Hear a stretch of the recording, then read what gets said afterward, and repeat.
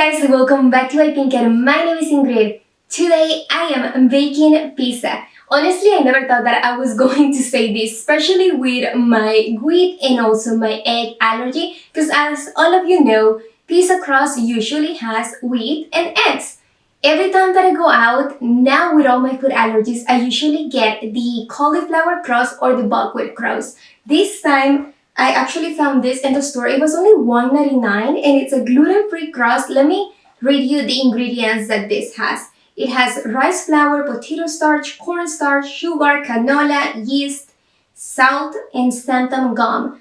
So I'm actually not allergic to neither of these ingredients. That's why I thought it was going to be cool to give it a try and see whether this package from Betty Crocker does work and if I'm able to make a vegan, gluten-free, soy-free, and nut-free pizza.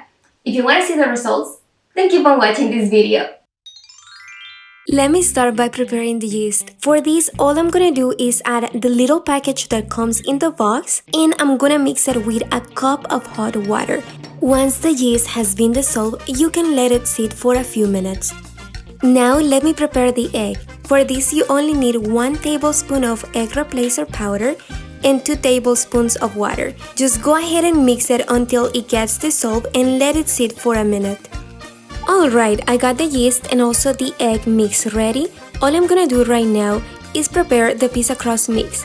For that, you're going to pour in the flour and then you're gonna add 3 cups of hot water. Mix everything and add your 2 ingredients. That will be your yeast. Adding the yeast is going to help the pizza dough to rise, and also your egg. The box requires for me to add 1 tablespoon of olive oil. Since I've already changed so many ingredients, I'm just gonna stick to this recommended oil in the box.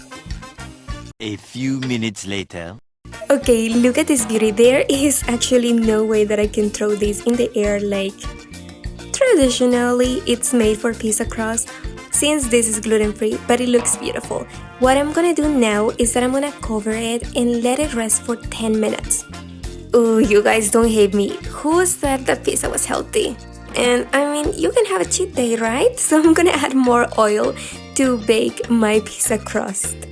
Oh gosh, look at this beautiful dough. I'm not gonna increase the speed so we can admire for a few seconds. Now, all you're gonna need to do is keep molding it until you cover your pan. Once ready, all you need to do is bake it at 425 Fahrenheit degrees for 13 minutes. While I wait for my crust to be ready, I'm going to prepare the tomato sauce. Honestly, you can use one of the glass containers, yet I am running out of it, so this is why I'm gonna make my own tomato sauce. Sadly, the tomatoes I have at home don't have that reddish color, so this is why I'm gonna add a little bit of the tomato sauce that is left. I told you guys, I just didn't have enough. This is going to give it that color that I was looking for, but also if you have a soy allergy, make sure that you read all the ingredients because sometimes they are made with soybean oil and you will react. So be careful with that one. With the help of a strainer, I'm going to filter the tomato sauce. That way I can get rid of all the water and just keep that tomato puree. Otherwise, I feel like the crust is going to get super wet, and I don't like that. 13 minutes later, and this is how my pizza crust came out. I don't like the edges, but definitely it is already golden, so I don't want to keep baking it, otherwise it's gonna get super burned. So what I'm gonna do right now is that I'm going to add all the toppings onto the baked side.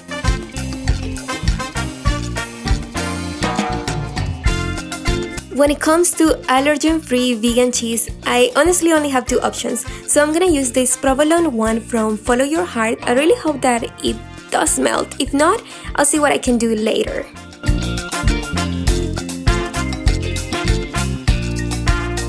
Right now, I'm just gonna bake it for 10 minutes at 350 Fahrenheit degrees.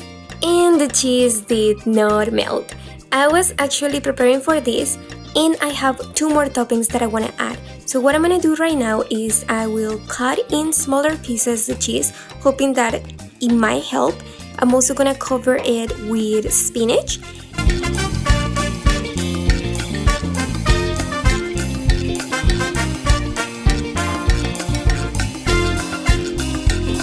And I'm going to add this Parmesan cheese. This is actually from BioLife. And it's also coconut milk base.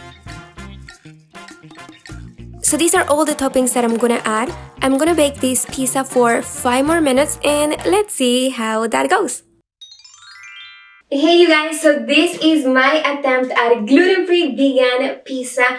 Honestly, it's soy-free and also nut-free. I am quite impressed. The crust is holding pretty well, smells good. As far as the cheese, it didn't melt as I was expecting it to, but let's try this bad boy. Alright, I got a slice. I'm pretty impressed with the crust. Let's try the flavor.